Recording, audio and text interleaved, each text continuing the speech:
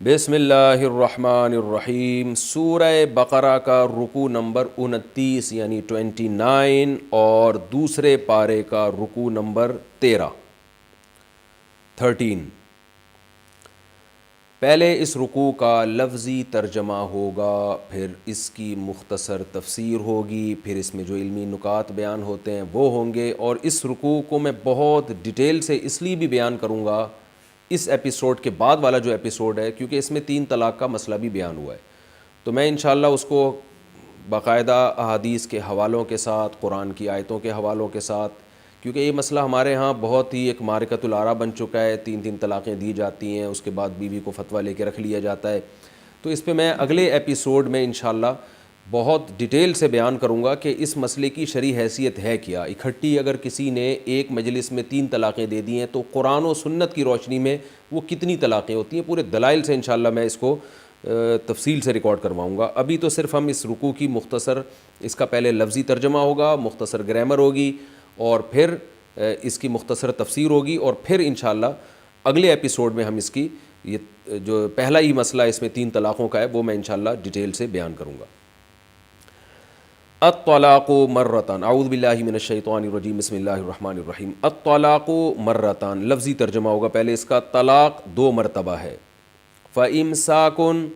فا کا معنی تو، امساک کا معنی روکنا، یہ ورب ہے، مصدر ہے، افعال کے وزن پر، اکرام کے وزن پر۔ فَإِمْسَاكٌ، پس روک لینا ہے،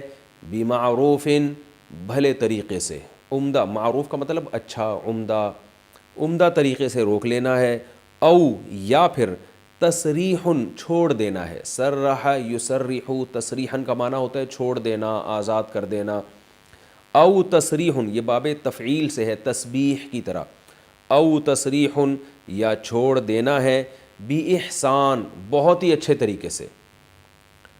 احسان کسی بھی عمل کو بہت عمدہ کرنا، اس کو احسان کہتے ہیں، کئی بار بتا چکا ہوں، یعنی بہت ہی اچھے طریقے سے رخصت کرنا ہے۔ ہم تسریح کا مطلب رخصت کرنا سے جو ہے نا، یہ زیادہ مناسب ہے۔ وَلَا يَحِلُّ لَكُمْ، اور حلال نہیں ہے، لَكُمْ، تمہارے لیے، ان، یہ بات، تَأْخُذُوا، کہ تم اخذ کر لو، تم لے لو،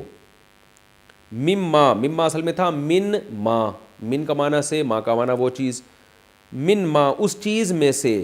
آتیتموہن، آتیتم تھا اصل میں، اکرمتم کی طرح، اکرمتم، اکرام کیا تم نے، ضربتم کی طرح نا، تو آتیتم، دیا تم نے، آتیتموہن، تمو میں واو اس لیے لگا دیا کہ جب اس کے بعد پروناؤن آتا ہے تو واو لگا دیتے ہیں، سمجھ میں آئے ٹھیک ہے، نہیں آئے تو بھی ٹھیک ہے۔ آتیتموہن، ہن وہ عورتیں، شیئن، کچھ بھی، کیا مطلب ہوا؟ وَلَا يَحِلُّ لَكُمْ، تمہارے لیے حلال نہیں ہے کہ تم لے لو، مما، اس چیز میں سے کچھ لے لو، آتیتموہن، جو تم نے ان عورتوں کو دیا تھا، شیئن، کچھ بھی، یعنی 2 طلاقوں کے بعد تم چاہو تو اچھے طریقے سے رخصت کر دو، چاہے تو اچھے طریقے سے رکھو، لیکن جو کچھ تم ان کو دے چکے ہو ان میں سے واپس کچھ بھی نہیں لے سکتے، الا، سوائے اس صورت میں، ان، یہ بات ہو جائے، یخافا، کہ ان دونوں کو خوف ہو جائے، اصل میں تھا یخوفا، یضربانی کی طرح، یسمعانی کی طرح، نون آخر سے حذف ہو گیا، الا ان یخافا، الا یہ کہ یہ بات ہو جائے کہ یہ دونوں یعنی میاں بیوی ان کو خوف ہو جائے، اللہ یقیما، اللہ اصل میں تھا ان لا یقیما، ان لا کو ملا کے پڑھا جاتا ہے اللہ، ان کا معنی کہ اس بات کا خوف ہو جائے، ان یعنی اس بات کا کہ لا یقیما، کہ یہ دونوں قائم نہیں کریں گے، حدود اللہ، اللہ کی حدود کو، یقیما اصل میں تھا یقویمانی، یکریمانی کی طرح، آخر سے نون حذف ہو گیا تو یقویما بنا، پھر یقیما بن گیا، واو ہے نا تو وہ میں نے کہا اس کی شکل چینج ہو جاتی ہے، یعنی اس بات کا خوف ہو دونوں کو کہ وہ دونوں اللہ کی حدود کو قائم نہیں رکھ سکتے۔ فَإِنْ خِفْتُمْ، اب آگے اس کی ڈیٹیل بیان ہو رہی ہے، فَإِنْ، پس اگر، خفتم، تمہیں خوف ہو، خفتم اصل میں تھا خوفتم، سمعتم کی طرح، اگر تمہیں خوف ہو جائے، اللہ، اللہ پہ پھر وہی ہے، ان الگ تھا، لا الگ، اس بات کا خوف ہو جائے، لا یقیما حدود اللہ، کہ یہ دونوں اللہ کی حدود پر قائم نہیں رہ سکتے، تو پھر کرنا کیا ہے؟ فلا جناح علیہما، تو کوئی گناہ نہیں ہے، کوئی حرج نہیں ہے، علیہما ان دونوں پر، جناح حرج کو کہتے ہیں، اس میں کوئی حرج نہیں ہے ان دونوں کے اوپر، فی ما اس چیز کے بارے میں، یہ لفظی ترجمہ خوب اچھی طرح سے سمجھیں اس کو، تو میاں بیوی پہ کوئی حرج نہیں ہے، فی ما اس رقم کے بارے میں، ما سے مراد وہ چیز اور چیز سے مراد پیسے ہیں، جیسے کہ آگے آ رہا ہے، کوئی حرج نہیں ہے میاں بیوی میں، فی ما اس رقم کے بارے میں، فی ما یعنی اس چیز میں کوئی حرج نہیں ہے، افتدت بھی، افتدت کو سمجھیں، فدیہ کا لفظ آپ نے سنا ہوگا، فدیہ کسے کہتے ہیں کہ جان چھڑانا کچھ پیسے دے کے یا کوئی کام کر کے اپنی جان چھڑا دینا، جیسے ہم کہتے ہیں بھئی روزوں کا یہ فدیہ ہے، بیمار آدمی اگر روزہ نہ رکھ سکے اور موت تک روزہ نہ رکھ سکے تو اس کا یہ فدیہ ہے، کیا مطلب، وہ یہ کام کرے گا، غریب کو 2 ٹائم کا کھانا کھلائے گا یا صدقہ فطر کے برابر رقم دے گا تو قیامت میں اس کی جان چھوٹ جائے گی، یعنی روزے کا گناہ اس کو نہیں ملے گا۔ تو فدیہ کا کیا مطلب ہوتا ہے کہ کچھ پیسے دے کے جان چھڑانا۔ قیدی جو گرفتار ہو جاتے ہیں جنگوں میں، ان کو بھی ہم یہ کہتے ہیں بھئی فدیہ دے کے ان کو چھڑایا گیا ہے، یعنی اس قیدی کا معاوضہ دیا گیا اور اس کی جان چھڑا دی گئی ہے۔ تو یہ جو ہے نا فدیہ، یہ اس معنی میں استعمال ہوتا ہے کہ آپ کسی چیز میں پھنسے ہوئے ہیں تو پیسے دے کے اپنے آپ کو آپ بچا لیتے ہیں، تو اپنی جان چھڑا لیتے ہیں۔ تو اس لیے اللہ نے فرمایا کوئی گناہ نہیں ہے میاں بیوی پر، فی دیکھیں میں آپ کو ایک بات بتاتا ہوں، اگر آپ یہ تفسیر کے لیکچر تمیز سے سن لیں آپ لوگ اور بہت اہتمام کے ساتھ ڈائری لے کے بیٹھا کریں اور قرآن سامنے رکھ کر سنیں، آپ انشاءاللہ اللہ آپ کو بہت علم عطا کرے گا اور آپ بہت سے مسائل میں انشاءاللہ چیمپئن بن جائیں گے، قرآن آپ کو بہت اچھی طرح انشاءاللہ سمجھ میں آئے گا، آپ یعنی یوں سمجھے کہ ایک متوسط درجے کے عالم کی انشاءاللہ فہرست میں داخل ہو جائیں گے، تو یہ اس لیے اس کو ہلکا نہ سمجھیں۔ تو اللہ تعالیٰ نے ارشاد فرمایا فی ما اس چیز کے بارے میں کوئی حرج نہیں ہے میاں بیوی میں، کیا، افتدت بھی، افتدت یہ فدیہ سے نکلا ہے، اصل میں تھا افتدیت، اکتسبت کی طرح ہوتا ہے نا، اکتسبا اکتسبا اکتسبو اکتسبت،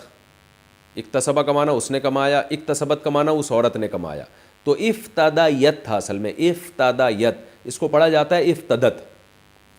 تو افتدت کا مطلب عورت نے فدیہ دیا، اس کا معنی کیا ہوگا، عورت نے فدیہ دیا نہیں بلکہ افتدا کا معنی ہوتا ہے فدیہ دے کے جان چھڑانا، یعنی عورت نے اپنی جان چھڑائی ہو، اپنے آپ کو آزاد کیا ہو، افتدت بھی جس رقم کے ذریعے، بھی کا معنی ذریعے، ہی کا معنی وہ چیز سے مراد ہے ماں، یعنی قرآن میں اللہ کا ارشاد ہے نا فی ما اس چیز کے بارے میں دونوں پہ کوئی گناہ نہیں ہے، افتدت بھی جس چیز کے ذریعے عورت اپنی جان چھڑائے، افتدت کا معنی فدیہ دے کے جان چھڑائے۔ تو اب اس آیت کا لفظی ترجمہ دوبارہ سمجھیں، میں چاہتا ہوں یہ آپ کی دماغ میں اچھی طرح سے بیٹھ جائے کیونکہ تھوڑا سا مشکل ترجمہ ہے۔ فلا جناح علیہما تو میاں بیوی پہ کوئی حرج نہیں ہے، فی ما اس رقم کے بارے میں، افتدت بھی جس رقم کے ذریعے عورت فدیہ دے کے اپنی جان چھڑائے، یہ اس کا لفظی ترجمہ ہو جائے گا۔ اور پوری آیت کا ترجمہ کیا ہوگا کہ طلاق کے بعد تمہارے لیے حلال نہیں ہے ان تأخذوا مما آتیتموہن شیئا کہ تم عورت سے کچھ بھی رقم واپس لے لو، الا یہ کہ دونوں کو اس بات کا خطرہ ہو کہ دونوں اللہ کی حدود پہ قائم نہیں رہ سکتے۔ اب اس بات کا اگر خطرہ ہو تو پھر کیا حکم ہے، یہ آگے آ رہا ہے، بس اگر تمہیں یہ خوف ہے کہ میاں بیوی دونوں اللہ کی حدود پر قائم نہیں رہ سکتے تو پھر میاں بیوی دونوں میں کوئی حرج نہیں ہے اس رقم کے بارے میں جس رقم کے ذریعے عورت فدیہ دے کے اپنی جان چھڑا لے، یعنی پھر شوہر کے لیے لینے میں کوئی حرج نہیں ہے اور عورت کے لیے اس رقم کے دینے میں کوئی حرج نہیں ہے، یہ مطلب ہوا آیت کا۔ تلک حدود اللہ یہ اللہ کی حدود ہیں، فلا تعتدوها، تعتدو اصل میں تھا تعتدیو تکتسبو کی طرح، فلا تعتدوها اس حدود کو سے تجاوز مت کرو، ہا ضمیر لوٹ رہی ہے حدود کی طرف، اللہ کی حدود سے تجاوز مت کرو۔ ومن یتعدی، یتعدی باب تفعل ہے، تکلف، یتعدیو تھا اصل میں یتکلفو کی طرح، ومن یتعدی اور جو شخص بھی تجاوز کرتا ہے حدود اللہ اللہ کی حدود سے، فَأُولَٰئِكَ هُمُ الظَّالِمُونَ، پس یہی لوگ ہیں ظالم لوگ، اللہ کی حدود کو توڑنے والے۔ فَإِن، پس اگر، طَلَّقَهَا، میں نے بتایا تھا طَلَّقَ يُطَلِّقُ تطلیقاً، اس کا معنی ہوتا ہے کسی کو آزاد کر دینا، تو مراد یہاں ڈیورس ہے، طلاق ہے، کہ طلاق دے دینا، عرب میں یہ اس معنی میں استعمال ہوتا ہے۔ اور طلاق جو ہے نا باب تفعیل کا مصدر ہے تطلیق، باب تفعیل جو ہے نا، جو تطلیق، اس کا مصدر فعال کے وزن پر بھی آتا ہے۔ اس کی میں نے آپ کو جب گرامر پڑھائی تھی شروع کے 8 لیکچروں میں، اس میں نے یہ بتایا تھا آپ کو۔ تو طلاق بمعنی تطلیق ہے، کیونکہ باب تفعیل کا مصدر فعال کے وزن پر بھی آتا ہے۔ فَإِن طَلَّقَهَا، پس اگر، طلقا سبحہ کی طرح، اس نے طلاق دے دی، ہا، اس عورت کو، یعنی تیسری کی بات چل رہی ہے، 2 کا ذکر تو ہو چکا۔ اگر مرد نے اپنی زوجہ کو تیسری طلاق دے دی، فلا تحل، تو یہ عورت حلال نہیں ہے۔ حل یحل، اصل میں تھا حلل یحلل، تو تحل یہ مؤنث کا صیغہ ہے، وہ عورت حلال نہیں ہے، لہو، اس مرد کے لیے، یعنی طلاق دینے والے کے لیے، من بعدو، اس کے بعد، بعدو کا معنی ہوتا ہے اس پروسیس کے بعد، تیسری طلاق کے بعد یہ حلال نہیں ہے، حتیٰ، یہاں تک کہ، تنکیحا، نکاحا ینکحو کا معنی ہوتا ہے نکاح کرنا، یہاں تک کہ وہ عورت نکاح کر لے، زوجن، شوہر سے، غیرہو، اس کے علاوہ، یعنی پہلے شوہر کے علاوہ کسی اور شوہر سے نکاح کر لے۔ اس کو شوہر اس لیے کہا گیا ہے کہ بعض دفعہ ایک چیز بننے والی ہوتی ہے نا، تو اس کو بھی شوہر کا اطلاق کر دیا جاتا ہے، ظاہر ہے وہ بھی شوہر بنا تو نہیں ہے لیکن بعد میں شوہر بن جائے گا، تو اس کو کہتے ہیں ما یعول الیہ کے اعتبار سے، گاڑا لفظ ہے، مشکل ہوگی آپ کے لیے سمجھنا۔ اس کی مثال ایسے ہے جیسے ہم کہتے ہیں من قتل قتیلا، جس نے بھی مقتول کو قتل کیا تو اس کو یہ سزا ملے گی۔ اب مقتول کو تھوڑی قتل کیا جاتا ہے، قتل تو اس کو کیا جاتا ہے جو زندہ ہو، جب قتل کریں گے تو مقتول بنے گا نا وہ، لیکن عرب میں اس کو کہہ دیا جاتا ہے، اردو میں بھی، انگلش میں بھی، ہر زبان میں، کہ جو کام ہونے ہی والا ہے نا تو اس کو وہ نام پہلے ہی دے دیا جاتا ہے۔ تو ہم یہ کہتے ہیں بھائی مقتول کو کس نے قتل کیا ہے، تو مقتول کو نہیں، قتل تو زندہ آدمی کو کیا ہوتا ہے، بعد میں مقتول بنا ہوتا ہے، لیکن چونکہ بعد میں بن گیا نا وہ، تو اس لیے اس کو پہلے ہی مقتول کا نام دے دیا۔ تو یہاں بھی ایسا ہی ہے کہ قرآن اصل میں یہ بتا رہا ہے کہ یہ عورت رجلن غیرہ، نکاح کر لے، تنکیحا رجلن، کسی مرد سے جو غیرہ، جو پہلے کے علاوہ ہو، لیکن قرآن نے اس کو زوج کے لفظ سے تعبیر کیا کیونکہ وہ نکاح کرے گی تو شوہر بن جائے گا۔ یہاں تک کہ وہ عورت نکاح کر لے، زوجن غیرہ، کسی شوہر سے جو پہلے کے علاوہ ہو۔ فَإِن طَلَّقَهَا، پس اگر طلاق دے دے، یعنی یہ دوسرا شوہر، ہاں، اس عورت کو، فلا جناح علیہما، تو کوئی حرج نہیں ہے، علیہما، ان دونوں پر، یعنی پرانے والے اور پرانے والے شوہر اور اس عورت، ان دونوں پر کوئی گناہ نہیں ہے، ان، اس بات میں، یتراجعا، یتراجع اصل میں تھا باب تفاعل، تراجع، ایک دوسرے سے رجوع کرنا، ایک تو ہوتا ہے رجع، رجع کا معنی تو رجوع کرنا، ایک ہوتا ہے تراجع، باب تفاعل، تضارب کی طرح، اس کا معنی ہوتا ہے ایک دوسرے سے رجوع کرنا۔ تو ان یتراجعا، کہ یہ دونوں ایک دوسرے سے رجوع کر لیں، یعنی دوبارہ نکاح کر لیں، ان، اگر، ظنا، ظنا اصل میں تھا ظننا، ضربا کی طرح، ضرب ضربا ہے نا، ضربا کا معنی اس نے مارا، ضربا ان دونوں نے مارا، تو ظنا اصل میں تھا ظننا، اور پھر ظننا، ظننا کا معنی گمان کیا اسے ایک نے، ظننا ان دونوں نے گمان کیا، تو ظننا کو پڑھا جاتا ہے ظننا۔ تو ان ظننا، اگر یہ دونوں گمان کریں، یعنی میاں بیوی، پرانا والا میاں اور یہ پرانی اس کی جو بیوی ہے، ان دونوں کو یہ گمان ہو جائے، غالب گمان ہو، ان یقیما، کہ یہ دونوں قائم رکھیں گے اللہ کی حدود کو، یعنی دوبارہ یہ شادی کی ان کو اس صورت میں اجازت ہے کہ ان کو یہ غالب گمان ہو کہ اب یہ تمیز سے زندگی گزاریں گے۔ وَتِلْكَ حُدُودُ اللَّهِ، یہ اللہ کی حدود ہیں، اللہ کے ایک قوانین ہیں۔ حدود کا مطلب ہوتا ہے ایک لمٹ ہے، اس سے باہر تمہیں نکلنے کی اجازت نہیں ہے، اسی لمٹ کے اندر رہ کے تم نے زندگی گزارنی ہے۔ یُبَيِّنُهَا، بَيَّنَ یُبَيِّنُ تَبْیِینًا، اس کا معنی ہوتا ہے کھول کھول کے بیان کرنا۔ یُبَيِّنُهَا، اللہ ان حدود کو کھول کھول کے بیان کرتا ہے، لِقَوْمٍ، ایسی قوم کے لیے، ایسے لوگوں کے لیے، یعلمون، جو جانتے ہیں، جو اللہ کے حکام کی ویلیو کو جانتے ہیں، جو اللہ کے حکام پر عمل اگر نہیں کیا جائے تو پھر اس کی انجام کو جانتے ہیں، تو جاننے والے لوگوں کے لیے اللہ بیان کرتا ہے۔ وَإِذَا، اور جب، طَلَّقْتُمْ، سبحتم کی طرح، مردوں سے خطاب ہے، اور جب تم طلاق دو النساء عورتوں کو، فا بلغنا، فا کا معنی تو بلغنا ضربنا کی طرح، ضربا ضربا ضربو ضرب ضربتا ضربنا،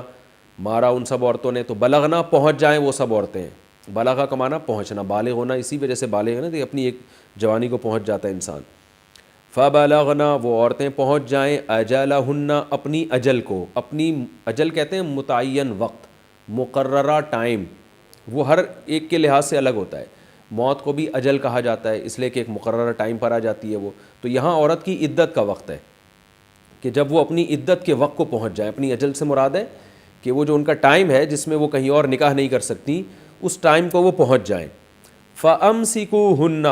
اللہ فرماتے ہیں تو امسکو، امسکا یمسکو، امساکن کا معنی روکنا،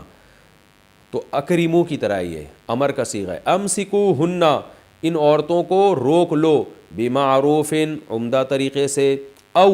یا پھر سرحوہن، سرح یسرح تسریحا رخصت کر دینا، چھوڑ دینا، یا ان کو چھوڑ دو بمعروف عمدہ طریقے سے، سبح یسبح کی طرح ہے، ولا تمسکوہن اور نہ روکو، امسکا یمسکو امساکن کا معنی روکنا، لا تمسکوہن ان عورتوں کو مت روکو، ضرارن نقصان پہنچانے کے لیے، ضرر نقصان کو کہتے ہیں، ضرار کا معنی نقصان پہنچانا، ان کو نقصان پہنچانے کے لیے مت روکو، لتعتدوا تاکہ تم حدود سے تجاوز کرو، تعتدیو تھا تکتسبو کی طرح اعتدا، یعنی اس نیت سے ضرر پہنچانے کے لیے تاکہ تم اللہ کی حدود سے تجاوز کرو، کیونکہ ضرر پہنچانا اللہ کی حدود سے تجاوز ہی ہے، تو اس نیت سے ان کو مت روکو، وَمَن يَفْعَلْ ذَلِكَ اور جو بھی کرے گا یہ کام، یعنی طلاقوں کے بعد عورت کو ظلم کرنے کی نیت سے دوبارہ اپنے نکاح میں روک لے گا، تو جو بھی یہ کام کرے گا فَقَدْ ظَلَمَ نَفْسَهُ تو تحقیق ظلم کیا اس نے اپنی ہی جان پر، وَلَا تَتَّخِذُوا اور مت ٹھہراؤ، اتخذ یتخذ اتخاذا اس کا معنی ہوتا ہے ٹھہرانا، اور مت ٹھہراؤ آیات اللہ ہزوا، ہزوا استہزاء مذاق کی چیز، اللہ کی آیات کو مذاق مت بناؤ، یعنی ان احکام کو سنجیدگی سے فالو کرو، ان کو مذاق اور کھیل مت بناؤ، وَاذْكُرُوا اصل میں تھا اذکروا، الف سائلنٹ ہو گیا، اور یاد کرو نعمت اللہ علیکم اللہ کی نعمت کو جو تمہارے اوپر ہے، وما اور اس چیز کو بھی یاد کرو، انزل علیکم جو اس نے تم پر نازل کی، من الکتاب یعنی کتاب، یہ بھی ایک نعمت ہے، اس کو بھی یاد کرو، والحکمہ اور حکمت کی باتیں، یعظکم وعظ یعظ اصل میں تھا یوعظ، واعظ کرنا نصیحت کرنا، یوعظ کو پڑھا جاتا ہے یعظ، اور اس چیز کو بھی یاد کرو جو اللہ نے تم پر نازل کی یعنی کتاب اور حکمت کی باتیں، یعظکم بہ جس کے ذریعے اللہ نصیحت کرتا ہے تمہیں، یعنی تم پر اللہ کے اتنے احسانات ہیں ان کو یاد کرو، واتقوا اللہ اور اللہ سے ڈرو، وَاعْلَمُوا اور جان لو، ان اللہ بکل شیء علیم کہ اللہ ہر چیز کو جاننے والا ہے۔ یہ تو اس رکوع کا لفظی ترجمہ اور مختصر سی گرامر ہو گئی، اب میں انشاءاللہ اس کی تفسیر بیان کرتا ہوں۔ الطلاق مرتان، طلاق دو مرتبہ ہے، یہ جو طلاق کا لفظ قرآن نے استعمال کیا نا، اصل میں یہ لفظ طلاق مراد نہیں ہے، اس سے طلاق کے جو ڈکشنری میں معنی ملتے ہیں وہ تو آزاد چھوڑ دینا، تو آزاد تو آپ گھر میں جو ہے نا پنجرے سے کبوتروں کو بھی آزاد کر سکتے ہیں، اس کے لیے بھی طلاق کا لفظ استعمال ہوتا ہے، اور جو ہے آپ غلام کو بھی آزاد کر دیتے ہیں تو اس کے لیے بھی یہ تطلیق کا لفظ استعمال ہو سکتا ہے، لیکن عرب جب بیوی کی طرف نسبت کر کے یہ کہتے تھے نا تو اس سے مراد ہوتا تھا نکاح کی قید سے آزاد کر دینا۔ اسلام میں جب عورت کا نکاح ہوتا ہے تو یاد رکھیں عورت شوہر کی غلام نہیں ہوتی، لیکن وہ نکاح کی قید میں بہرحال آ جاتی ہے، اور اس قید کو جب تک شوہر نہیں کھولے گا عورت آزاد نہیں ہو سکتی، یعنی اسلام میں نکاح کرتے ہوئے تو دو طرفہ اجازت ضروری ہے، لیکن ڈیورس اور طلاق کا اختیار جو ہے وہ صرف اور صرف مرد کو دیا گیا ہے، کیونکہ یہ سمجھا گیا ہے کہ عورت شوہر کے ماتحت ہوتی ہے اور نکاح والی ملکیت عورت پر شوہر کو حاصل ہوتی ہے، نکاح والی ملکیت، یہ نہیں کہ غلاموں والی ملکیت، باندھی نہیں ہوتی، وہ آزاد عورت ہوتی ہے، لیکن نکاح کے معاملے میں نکاح کی حد تک یعنی مرد کو اللہ نے ایک پاور دی ہے، ایک طاقت دی ہے۔ اس میں کیا حکمتیں یہ میرے دوسرے بیانات میں آپ کو مل جائیں گی، اس میں عورت پہ ظلم نہیں ہے بلکہ عورت کا فائدہ ہے، اس میں حکمتوں کا بھی موقع نہیں ہے، تو اس لیے ڈیورس کا حق بھی مرد کو دیا گیا ہے۔ یہاں تک کہ مرد اگر یہ حق اپنی عورت کو دے دیتا ہے, اپنی بیوی کو دے دیتا ہے, تو مرد کے یہ اختیار اپنی بیوی کو دینے سے بیوی کے پاس بھی چلا جاتا ہے, کیونکہ مکمل اختیارات دیے ہیں تو آپ اپنے اختیارات کسی اور کو بھی دے سکتے ہیں. مثال کے طور پر ایک آدمی اپنی زوجہ کو یوں کہتا ہے کہ میں نے تمہیں 1 مہینے کے لیے طلاق کا اختیار دیا ہے, تو عورت کے پاس بھی اختیار چلا جائے گا. اگر مرد کسی اور آدمی کو دے دے کہ میری بیوی کو طلاق دینے کا میں نے آپ کو اختیار دیا ہے, چاہے وہ محدود ہو یا لامحدود ہو, تو دونوں صورتوں میں اس کے پاس بھی اختیار چلا جائے گا. لیکن اس صورت میں بھی جب عورت کو شوہر جب طلاق کا, ڈیورس کا اختیار دے گا, تو عورت شوہر کو طلاق نہیں دے گی. یاد رکھیں, یہ جو غیر مسلموں میں یہ ہے نا کہ بیوی نے شوہر کو طلاق دے دی, یہ اسلام میں نہیں ہے. بیوی شوہر کو طلاق نہیں دے سکتی, وہ دے گی پھر بھی اپنے آپ کو ہی. یعنی شوہر جب بیوی کو دے گا, کہے گا کہ میں نے تمہیں ڈیورس کا اختیار دیا, تو پھر عورت کے الفاظ یہ نہیں ہوں گے کہ میں نے آپ کو ڈیورس دی, بلکہ یہ ہوگی میں نے اپنے آپ کو ڈیورس دے دی. یعنی اپنے آپ کو آپ کی قید سے آزاد کر لیا, میں نے آپ کے نکاح سے میں نے اپنے آپ کو آزاد کیا, کیونکہ آزاد عورت ہوگی, مرد نہیں ہوگا. مرد کی ایک نکاح والی جو ملکیت ہے وہ مرد اس سے محروم ہو جائے گا. تو اس لیے عورت ہمیشہ اپنے اوپر ہی طلاق واقع کرتی ہے. یہ جو آج کل ایک کلچر ہمارے معاشرے میں, کہانیوں میں اور ڈراموں میں, فلموں میں لوگ بتاتے ہیں کہ وہ جو ہے نا دکھایا جا رہا ہے آج کل ڈراموں میں کہ عورت نے شوہر کو ڈیورس دے دی, تو یہ بالکل لفظی غلط ہے اکارڈنگ ٹو اسلام. عورت شوہر کو ڈیورس نہیں دے سکتی. عورت کو اگر ڈیورس کا اختیار دیا بھی جائے گا تو وہ اپنے آپ کو ڈیورس دے گی. تو یہ خوب اچھی طرح سمجھ لیں. تو الطلاق مرتان کا مطلب یہ ہوا کہ عرب میں جب بیوی کو نکاح سے آزاد کرنا ہوتا تھا تو ابراہیم علیہ السلام کی جو شریعت چلی آ رہی تھی اس شریعت کے مطابق ہوتا یہ تھا کہ, اور اسلام نے بھی اس کو باقی رکھا, کہ زبان پر حکم کا مدار رکھا گیا ہے. بہت اہم ٹاپک ہے, اس کو اللہ کرے آپ کی سمجھ میں آ جائیے. زبان پر حکم کا مدار رکھا گیا ہے کہ مرد جب عورت کو اپنے نکاح سے آزاد کرنا چاہے گا, ختم کرنا چاہے گا, تو کوئی بھی ایسا لفظ استعمال کر لے جس سے یہ پتہ چل رہا ہو کہ یہ اپنی زوجہ کو اپنے نکاح سے آزاد کر رہا ہے. کوئی بھی ایسا لفظ استعمال کر لے, تو اسلام نے بھی اور زمانے جاہلیت میں بھی اس نے مرد کے ان الفاظ ہی کو معتبر سمجھا جاتا تھا, اور اس کو بہت آسان رکھا گیا ہے. مثال کے طور پر کوئی مرد اگر اپنی زوجہ سے یہ کہہ دے کہ تم میرے نکاح سے خارج ہو, تو بس خارج ہو جائے گی وہ اس کے نکاح سے. کوئی مرد اگر یوں کہہ دے آج سے تم آزاد ہو, تو آزاد کے لفظ میں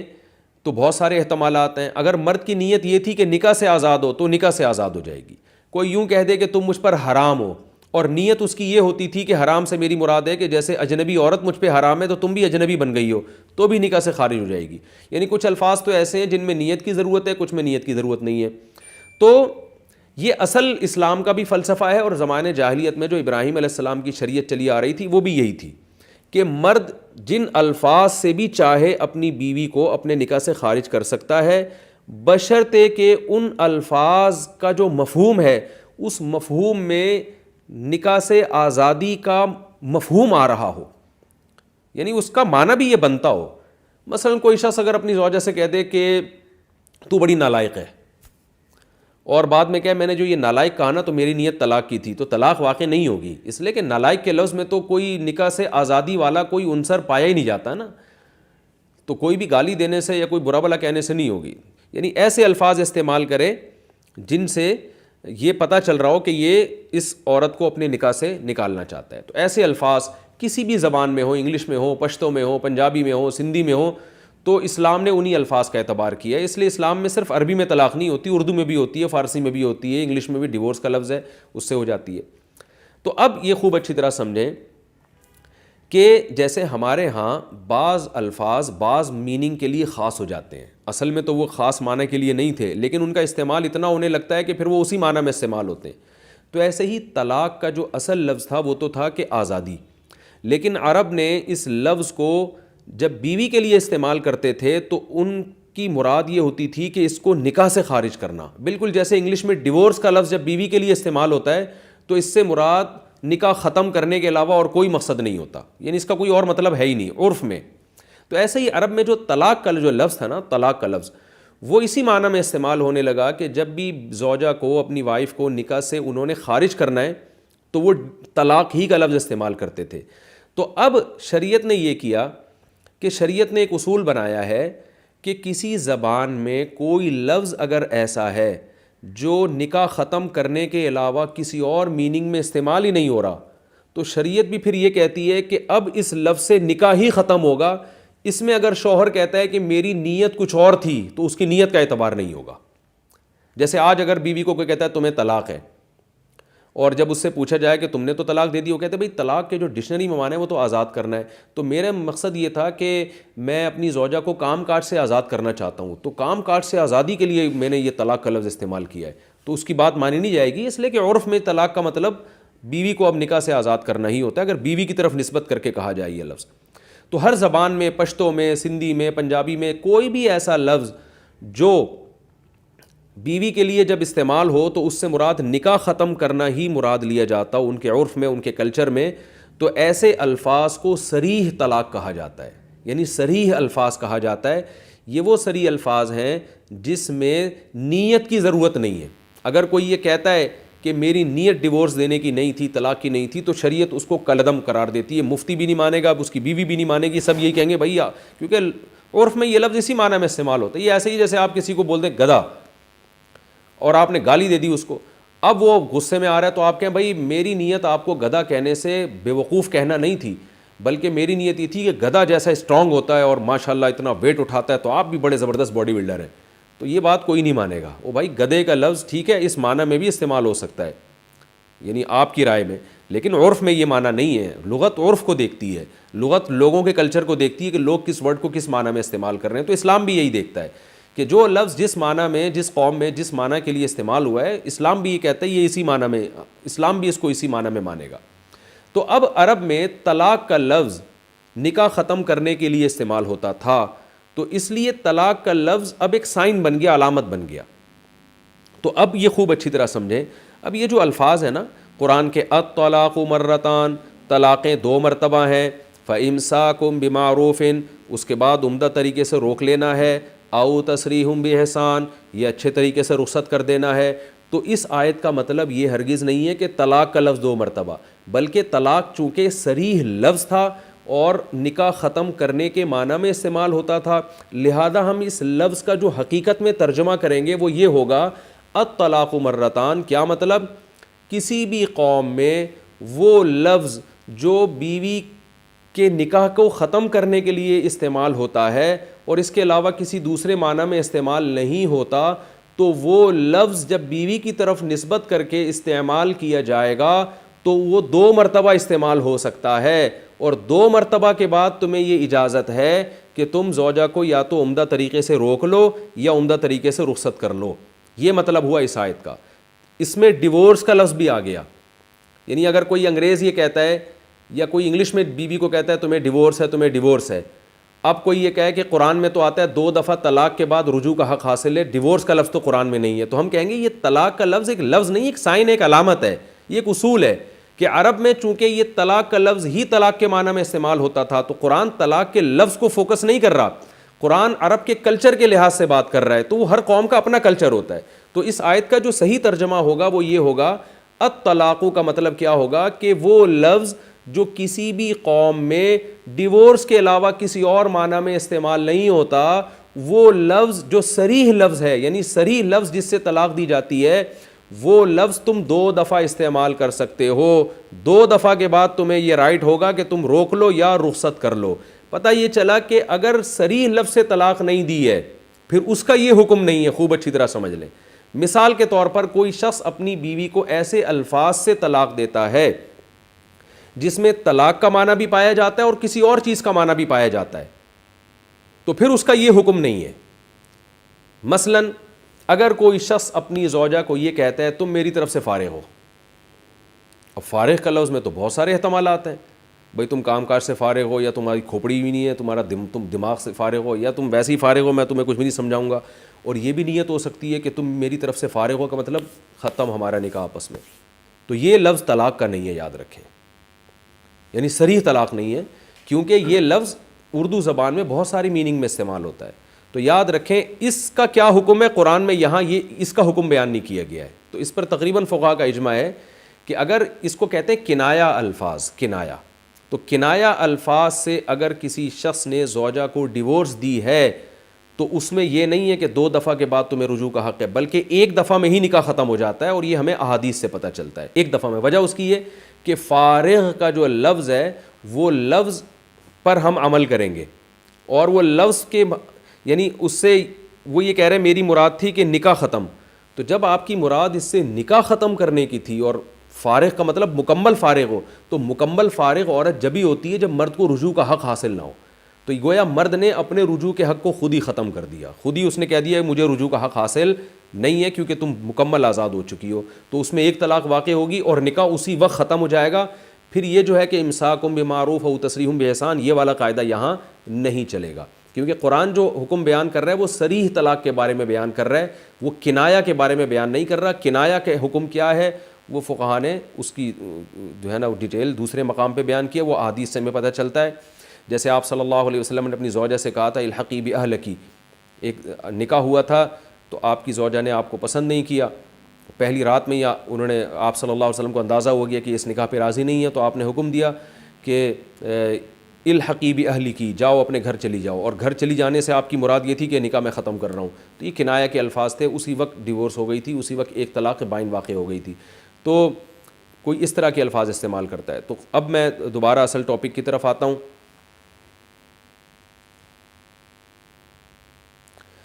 الطلاق مرتان، وہ الفاظ جو کسی قوم میں طلاق دینے ہی کے لیے استعمال ہوتے ہیں، جیسے انگلش میں ڈیورس بہترین مثال ہے، تو وہ 2 مرتبہ ہیں۔ کیا مطلب 2 مرتبہ تم وہ الفاظ اپنی زبان سے کہہ سکتے ہو؟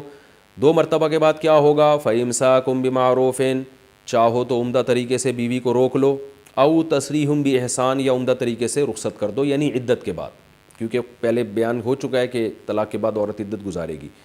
تو عمدہ طریقے سے رخصت کر دو۔ اس میں اللہ نے یہ بتایا ہے کہ 3 طلاق کا مسئلہ کیا ہے، وہ تو میں اگلے ایپیسوڈ میں انشاءاللہ ڈیٹیل سے ریکارڈ کرواؤں گا۔ اس میں اللہ نے یہ حکم دے دیا، بتا دیا کہ طلاق کے بعد رکھنا کی نیت بھی اگر وہی حرکتیں دوبارہ کرنی ہے تو پھر نہ رکھو، اور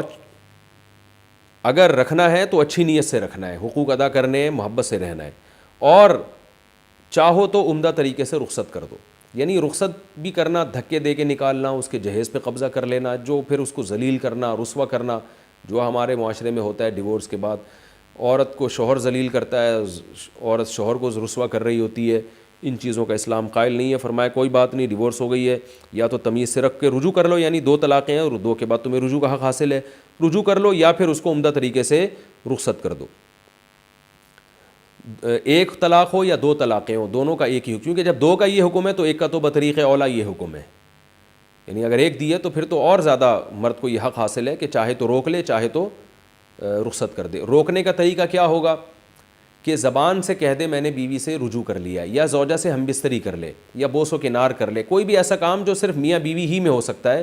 وہ کام کرنے سے رجوع ہو جائے گا۔ اگر رجوع نہیں کرتا مرد اور عورت کی عدت پوری ہو جاتی ہے تو پھر عورت کا نکاح ختم ہو جائے گا، جس کو قرآن نے تسریحم باحسان سے تعبیر کیا ہے کہ بھئی عمدہ طریقے سے چھوڑ دو، تو عدت پوری ہو جائے گی، آپ اس کو عمدہ طریقے سے رخصت کر دیں، وہ اب آپ کی بیوی نہیں رہی ہے، اور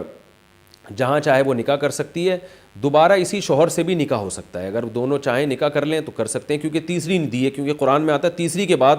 بغیر شرعی حلالہ کے نکاح نہیں ہو سکتا، تیسری سے پہلے دوبارہ بھی نکاح ہو سکتا ہے، اور عدت جب تک پوری نہ ہو تو شوہر رجوع کر کے بھی رکھ سکتا ہے، کیونکہ اس سے پہلے والی آیتوں میں پچھلے رکوع میں بتا دیا کہ وَبُعُولَتُهُنَّ أَحَقُّ بِرَدِّهِنَّ فِي ذَلِكَ، شوہر زیادہ حقدار ہے عدت کے دوران بیوی سے رجوع کرنے کا، یعنی اگر مرد نے 1 یا 2 طلاقیں دی اور عورت نہیں رہنا چاہ رہی تو پھر عورت کو رائٹ نہیں ہے، مرد کو یہ حق دیا گیا ہے کہ وہ رجوع کر لے، بیوی اس کے نکاح سے نہیں نکلے گی۔ یہ مسئلہ بیان ہو گیا۔ آگے اللہ تعالیٰ کا ارشاد ہے وَلَا يَحِلُّ لَكُمْ أَن تَأْخُذُوا مِمَّا آتَيْتُمُوهُنَّ شَيْئًا، عورت کو تم نے طلاق سے پہلے جو کچھ بھی دیا ہو تمہارے لیے حلال نہیں ہے کہ تم اس میں سے کچھ بھی لے لو، یعنی تم نے جو مہر دیا، تحفے تحائف دیے، کچھ بھی دیا ہے تم نے،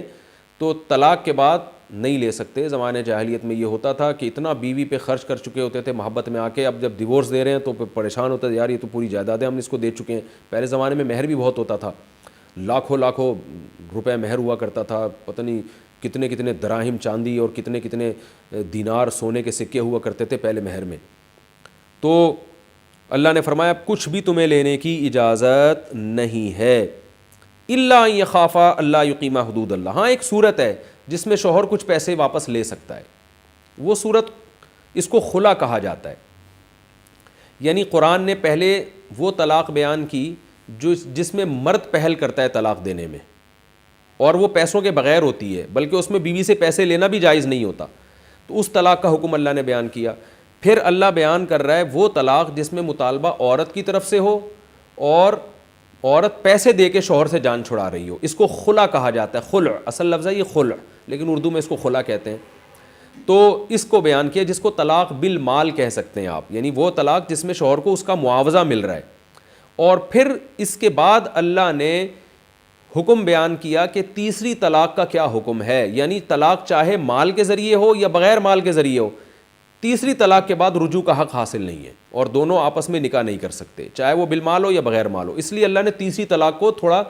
یعنی خلا کے بعد ذکر کیا ہے, کیونکہ تیسری طلاق میں خلا والی طلاق بھی آ گئی اور وہ طلاق بھی آ گئی جو مال کے بغیر ہوتی ہے, جس میں شوہر خود سے طلاق دے رہا ہوتا ہے بغیر عورت کے مطالبے کے. تو اس لیے تیسری کو اللہ نے تھوڑا تاخیر سے ذکر کیا تاکہ اس میں دونوں قسم کی طلاقوں کا حکم آ جائے کہ تیسری طلاق کسی بھی صورت میں ہوگی, چاہے خلا کے ذریعے ہو یا بغیر خلا کے ذریعے ہو, تیسری کے بعد شوہر اور بیوی آپس میں دوبارہ نکاح نہیں کر سکتے. یہ حکمت ہے اس ترتیب میں. تو اللہ نے فرمایا کہ تمہارے لیے حلال نہیں ہے کہ تم عورت سے کوئی بھی رقم واپس لو الا یہ کہ دونوں اللہ کی حدود پر قائم نہ رہ سکیں. فَإِنْ خِفْتُمْ أَلَّا يُقِيمَا حُدُودَ اللَّهِ, اگر تمہیں اس بات کا خوف ہو. تمہیں سے کون مراد ہے؟ تمہیں سے حکمران بھی مراد ہو سکتے ہیں, میاں بیوی کے اہل خانہ بھی مراد ہو سکتے ہیں.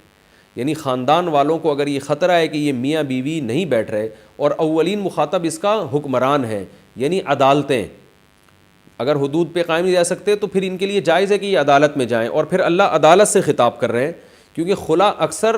عدالت کے ذریعے ہوتا ہے. وجہ اس کی یہ ہے کہ عورت جب شوہر سے ڈیورس کا مطالبہ کرتی ہے تو شوہر اس میں دلچسپی نہیں لیتا, اس کی بات کو سنجیدگی سے نہیں لیتا. تو اس لیے ایسے موقع پہ عدالت درمیان میں پڑتی ہے اور وہ شوہر کو نوٹس دے کے بلاتی ہے کہ آپ کی بیوی آپ سے طلاق کا مطالبہ کر رہی ہے, تاکہ شوہر اس نوٹس کو سنجیدگی سے لے اور شوہر کو یہ تحفظ ہو کہ میں اگر مہر واپس لوں گا تو مجھے ملے گا, کیونکہ عدالت انوالو ہوئی ہے. ورنہ اس بات کا بھی امکان ہوتا ہے کہ میاں نے طلاق دے دی اور بیگم پھر مہر لے کے غائب ہو جائے. تو اس لیے اللہ نے حکمرانوں کو خطاب کیا. حکمران اگر نہ ہو تو پھر قوم کے جو با اثر لوگ ہیں, علماء ہیں, وہ اس میں داخل ہیں. اللہ فرماتے ہیں فَإِنْ خِفْتُمْ, اگر تمہیں اس بات کا خوف ہو, یعنی اے مسلمانوں تمہیں اس بات کا خوف ہو, اللہ یقیما حدود اللہ, کہ یہ دونوں اللہ کی حدود پر قائم نہیں رہ سکتے, تو پھر کیا کرنا ہے؟ فلا جناح علیہما, تو پھر میاں بیوی پہ کوئی گناہ نہیں ہے, فی مفتدت بھی, اس رقم کے بارے میں جس رقم کو فدیے کے طور پر دے کے عورت اپنی جان چھڑائے. یعنی شوہر کے لیے وہ رقم قبول کرنا اور بیوی کے لیے وہ رقم شوہر کے حوالے کرنا یہ جائز ہے. اس کو خلا کہا جاتا ہے کہ عورت فدیہ دے کے اپنی جان چھڑائے. تو اس میں چند باتیں خوب اچھی طرح ذہن میں رکھیں کہ یاد رکھیں خلا جو ہے نا ایک ایگریمنٹ ہے, اور ایگریمنٹ ہمیشہ دو طرفہ ہوتا ہے, دونوں کی رضا سے ہوتا ہے. جیسے فدیہ جو ہے نا, فدیہ ایک ایگریمنٹ ہے. مثال کے طور پر اللہ نے ہمیں حکم دیا کہ اگر تم بیمار ہو اور موت تک تم روزے رکھ ہی نہیں سکتے رمضان کے, تو تم فدیہ دو تو روزے معاف ہو جائیں گے. تو یہ ایگریمنٹ ہے نا بندے اور اللہ کے درمیان, یہاں دونوں طرف کی رضا ضروری ہے. میں فدیہ دینے پہ راضی ہوں اور اللہ اس فدیہ کو قبول کرنے پر راضی ہو. اگر اللہ فدیہ قبول نہیں کرتا تو پھر خود سے ہم فدیہ کا حکم نہیں بیان کر سکتے تھے. اگر اللہ قرآن میں یہ بیان نہ کرتا کہ رمضان کے روزوں کا فدیہ بھی ہے, تو پھر روزوں کا فدیہ نہیں ہوتا, کیونکہ کسی کی بھی سزا جو معاف کی جاتی ہے تو وہ جانبین کے ایگریمنٹ کے ذریعے ہوتی ہے, پھر جان چھڑائی جاتی ہے. یہی وجہ ہے کہ جن عبادتوں میں فدیہ نہیں ہے, قرآن نے ذکر نہیں کیا, ان میں فدیہ دینے سے فدیہ ادا نہیں ہوتا. مثال کے طور پر آپ نے کیا کیا کہ جی وہ آپ سے کوئی اور شریعت کا حکم چھوٹ گیا, کوئی اور عبادت چھوٹ گئی آپ سے, تو اب آپ کہیں کہ جی اس کا فدیہ ادا کر لوں گا تو عبادت ہو جائے گی. ایسا نہیں ہو سکتا, وہ فدیہ دینے سے وہ عبادت نہیں ہوتی. ہاں ایک سوال پیدا ہوتا ہے کہ نماز کے فدیے کا تو قرآن و حدیث میں ذکر نہیں ہے, تو پھر فقہا نے نماز کے فدیے کا ذکر کیوں کیا ہے؟ اس کا جواب یہ ہے کہ فقہا نے یہ کیا ہے کہ کہا کہ جب قرآن نے روزے کے فدیے کا حکم دیا ہے تو نماز چونکہ روزے سے بھی زیادہ اہم ہے, تو اللہ کی رحمت سے امید کی جا سکتی ہے کہ وہ قیامت کے دن اس فدیے کو قبول کر لے گا. تو یہ امید کا لفظ فقہا نے استعمال کیا اس کے لیے, یہ امید کا لفظ اس کی علامت ہے کہ فقہا کو بھی اس پر 100% اطمینان نہیں ہے کہ یہ قبول بھی ہوگا کہ نہیں ہوگا، لیکن انہوں نے کہا ہے کہ کیونکہ نماز کی اہمیت روزے سے زیادہ ہے تو نماز کو ایک قسم کا گویا کہ قیاس کیا گیا ہے روزے پر، کہ بھئی جب وہ فدیے سے ہو رہا ہے تو نماز بغیر فدیے کے آپ کیسے اتنی ساری نمازیں، یعنی اصل تو یہ کہ قضا پڑھیں، قضا نہیں پڑھ سکے، بیمار ہو گئے یا ٹائم نہیں ملا، تو پھر امید کی جا سکتی ہے کہ شاید اللہ اس کا فدیہ قبول کر لے۔ تو روزے کے بارے میں فقہا یقینی طور پر بیان کرتے ہیں اور نماز کے بارے میں یقینی بیان نہیں کرتے۔ وجہ اس کی یہ کہ ایگریمنٹ ہے، جب تک دونوں طرف سے رضا نہیں ہوگی تو یہ نہیں ہوگا۔ تو اسی طرح یاد رکھیں خلا بھی ایک ایگریمنٹ ہے، جب تک میاں بیوی دونوں راضی نہیں ہوں گے خلا نہیں ہو سکتا، کیونکہ شوہر رقم لینے پر راضی بھی ہو جائے کہ ٹھیک ہے میں رقم مجھے منظور ہے میں لیتا ہوں اور اس کے بدلے میں تمہیں ڈیورس دیتا ہوں۔ اور اس کی دلیل ایک تو فدیے کا لفظ ہے جو قرآن میں افتدا فدیے کو کہتے ہیں، تو فدیہ کا لفظ صادقی جب ہی آتا ہے جب دونوں طرف سے رضا ہو۔ جیسے قیدی جب چھوٹ رہے ہوتے ہیں نا جیل سے، تو جو جیل سے قیدیوں کو چھوڑنے والے ہیں وہ بھی تو اس فدیہ لینے پہ راضی ہوتے ہیں، ایگریمنٹ ہوتا ہے باقاعدہ دونوں طرف سے کہ ٹھیک ہے ہم آپ کے قیدی کو چھوڑ دیں گے، اتنے پیسے لیں گے ہم، وہ بھی یک طرفہ نہیں ہوتا معاملہ وہاں بھی۔ تو فدیے کا لفظ ہی خود بتا رہا ہے کہ یہ ایگریمنٹ ہے، تو قرآن کے لفظ سے بھی پتہ چلتا ہے